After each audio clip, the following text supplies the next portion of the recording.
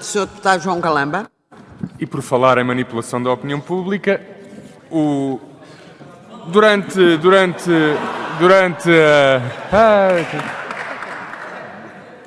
Vamos criar condições para a intervenção do Sr. Deputado João Galamba.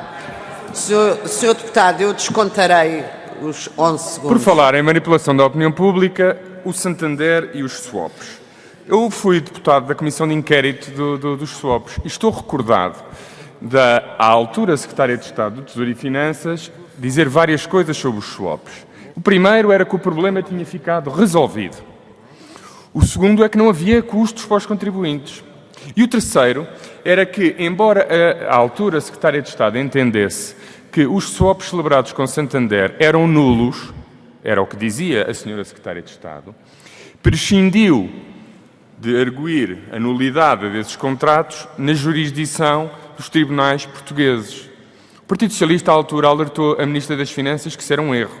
Havia várias propostas, o Santander queria negociar, se o Ministério tivesse negociado na altura, as perdas teriam sido muito menores, porque, entretanto, os swaps desvalorizaram-se porque as taxas de juros continuaram a descer e, portanto, de perdas potenciais de 1.200 milhões de euros passámos para cerca de 1.500. Como a Sra. Ministra deixou de pagar juros em 2012 porque entendia que os swaps eram nulos.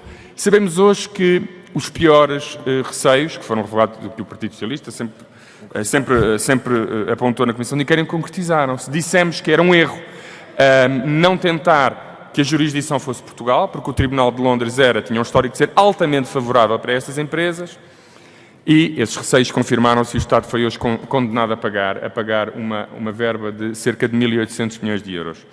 Eu gostava que o Sr. Ministro das Finanças nos dissesse se entende que a estratégia seguida pela sua antecessora foi a melhor do ponto de vista financeiro e patrimonial para o interesse do Estado e dos contribuintes portugueses. Muito obrigado, Sr. Deputado. Sr. Deputado António Leitão Amaro. Muito obrigado, Senhora Presidente, Sr. Ministro, Srs. Secretários de Estado, Senhoras e Senhores Deputados. Eu vou pegar exatamente neste mesmo tema dos swaps.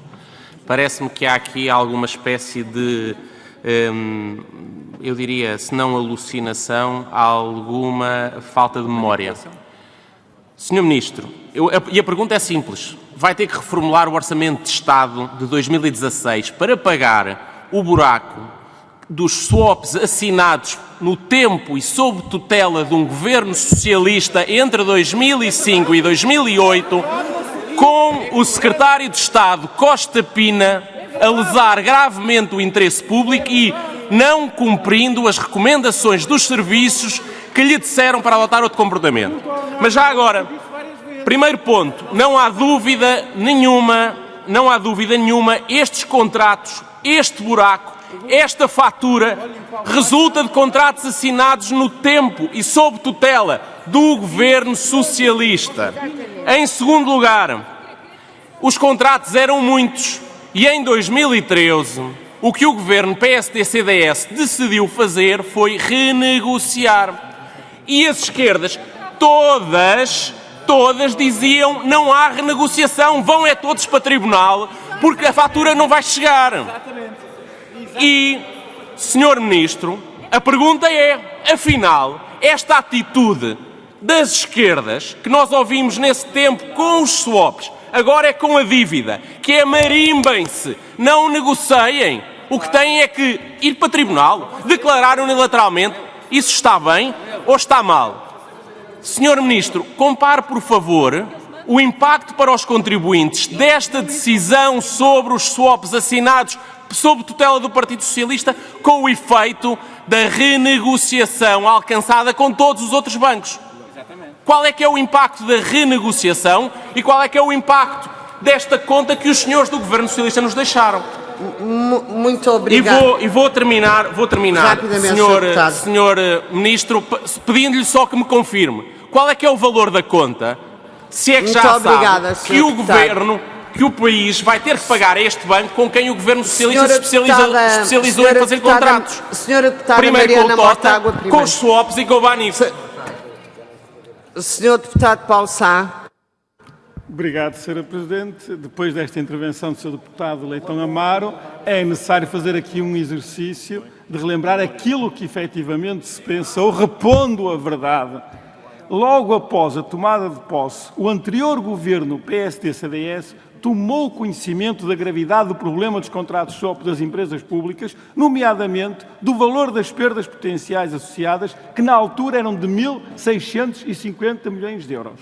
Durante 14 meses após a tomada de posse, o anterior governo PSD-CDS esteve sentado sobre o dossiê dos SOP sem fazer nada e a Comissão de Inquérito SOP conseguiu apurar, com os depoimentos que ouvimos, que esteve 14 meses sem fazer nada. Nesse período, as perdas potenciais duplicaram, passando para quase cerca de 3.200 milhões de euros. O que o anterior governo PSD-CDS devia ter feito era recorrido imediatamente à via judicial para anular os contratos SOP celebrados entre empresas públicas e instituições financeiras, impugnando todas as normas contratuais que estabeleciam como jurisdição competente outra que não a jurisdição dos tribunais portugueses. Mas isto não foi a opção do anterior governo, que, além de não fazer nada, aceitou a jurisdição inglesa para a declaração de nulidade dos contratos SOP. Esta opção foi lesiva do interesse nacional, traduzindo-se agora numa possível perda de 1.800 milhões de euros, que acrescem aos 1.008 milhões de euros que o anterior governo já entregou em 2013 a 9 bancos estrangeiros. Reposta à verdade dos factos, pergunto ao Sr. Ministro das Finanças quais poderão ser as eventuais implicações orçamentais de mais este buraco deixado pelo PSD-CDS. Muito obrigado. Muito